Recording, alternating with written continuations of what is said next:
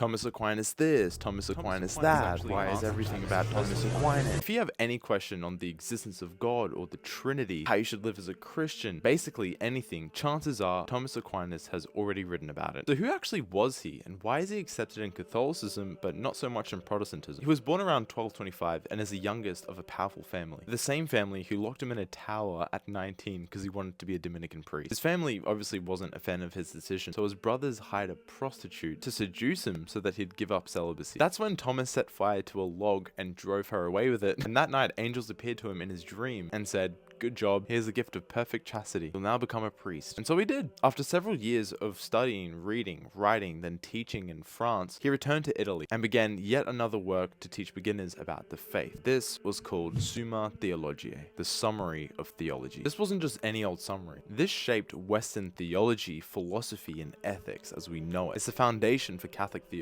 You know those really difficult questions that your atheist mate asked that almost shook your own faith? Aquinas debunked them 800 years ago in a footnote. The Summa is categorically one of the greatest works to ever grace Christianity, but it has its quirks. It's not completely accepted, especially with non-Catholics. Aquinas uses natural theology, which is basically using human reason to create theological arguments instead of like Bible verses. And he built on Aristotle's work, who's a pagan philosopher, to argue for things like form and matter and causality. Many people weren't and still aren't really happy about that, because how can you rationalize a Christian God using pagan frameworks? It's a good question, but Aquinas was well aware of this. Conveniently, in his time, there was a growing heresy of radical Aristotelianism making its way into Christianity. But as much as Aquinas respected Aristotle's work, he actually refuted this. He wrote a series of disputations against it, as he knew the limits of Aristotle's work in Christianity. The next year, Aquinas continued writing and doing his regular priestly stuff, but one day Thomas began levitating before an icon of Jesus. But Jesus said to him, "You've written well of me. What reward would you have